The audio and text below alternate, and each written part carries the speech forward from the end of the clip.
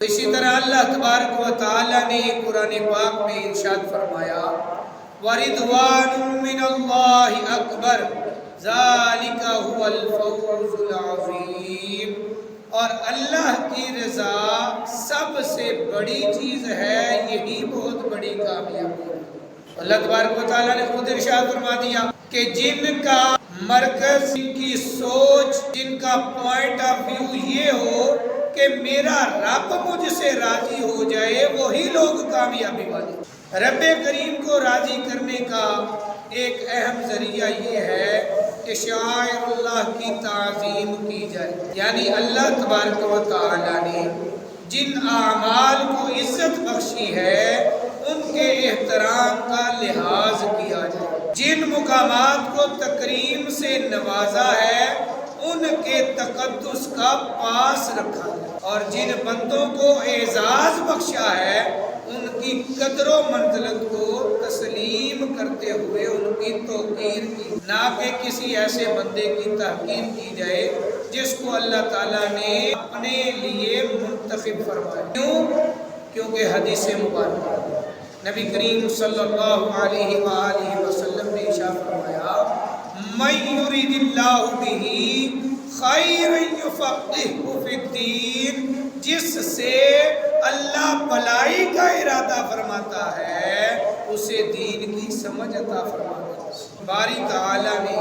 مناسک حج کو بھی عظمت و شرف سے نوازا اور مقامات حج کو بھی خاص عزت و تکریم عطا فرمایا۔ اسی لیے جب حاجی حکم الہی پر عمل کرتے ہوئے مقامات حج کا احترام و تکریم بجا لاتا ہے اور اخلاص کے ساتھ مناسک حج کو ادا کرتا ہے تو رب کریم اس پر فضل و کرم بھی فرماتا ہے، بخشش سے بھی نوازتا ہے، دعائیں بھی قبول فرماتا ہے، اور دوسروں کے حق میں اس کی سفارش قبول کرتے ہوئے ان پر بھی مہربانیاں فرماتا ہے۔ اور سب سے بڑی عنایت یہ کہ رب کریم اس سے راضی ہو جاتا ہے۔ اس وقت دنیا بھر سے حجاج کرام حج بیت اللہ کا اعزاز پانے کے لیے لبیک اللہم لبیک کی صدائیں بلند کرتے ہوئے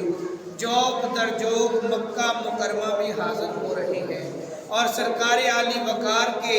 آستان عالی کی حاضری سے دونوں جہاں کی سعادتیں پانے کا اہتمام کر رہے ہیں۔ میری دعا ہے اللہ تبارک و تعالی ہمیں بھی یہ شرف بخشے، میں اور آپ بیت اللہ کی زیارت کریں، حج بیت اللہ کی سعادت نصیب ہو، نبی کریم صلی اللہ علیہ وآلہ وسلم کے روضہ پاک کی بار بار حاضری نصیب فرمائے۔ ایام حج آتے ہی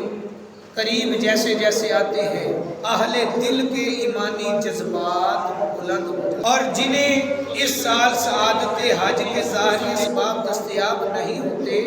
وہ حج کے پر نور تذکرے سے ذوق ایمان کو تازگی اور جلا عطا کرتے ہیں۔ یعنی اللہ تبارک و تعالیٰ نے جس بندے کے دل میں محبت رکھی ہے، جس کا شوق ہو، جس کی نیت ہو، ذوق ہو، وہ بندہ سعادت نہ بھی ملے تو وہ جانے والوں کو دیکھ کر خوش ہو جاتا ہے اور اس کا ایمان تازہ ہو جاتا ہے، اور وہ دعا کرتا ہے اے اللہ اس سال تو میں نہ جا سکا، اس جانے والے کو اس کے سفر کو قبول فرما کر مجھے بھی اس سفر کی سعادت عطا فرما۔ اللہ اکبر، نعرہ رسالت یا رسول اللہ، سیدی مرشدی یا نبی یا نبی، نعرہ تحقیق حق چاریا۔ پھر اس عاشق صادق کے لبوں پر صدا کیا ہوتی ہے؟ شرف دے حج کا مجھے میرے کبریا یا رب، دعائیہ کلمات ہوتے ہیں۔ شرف دے حج کا مجھے میرے کبریا یا رب، روانہ سوئے مدینہ ہو قافلہ یا رب۔ انہی جذبات کو مزید پروان چڑھانے کے لیے چونکہ حج کے ایام ہیں تو اسی نسبت سے حج کی سعادت پر رحمت کی بشارت اس موضوع پر گفتگو کی جائے گی۔ اللہ تبارک و تعالی حق بیانی کی توفیق نصیب فرمائے۔ میرے بھائیوں، اللہ رب العزت جل شانہ نہایت رحیم و کریم، وہ اپنے بندے کی سچی تڑپ کی لاج رکھتا، بندہ کار خیر کی خلوص کے ساتھ آرزو کرے تو مالک کریم اس سے وہ کام کروا لیتا ہے، بلکہ اگر بندہ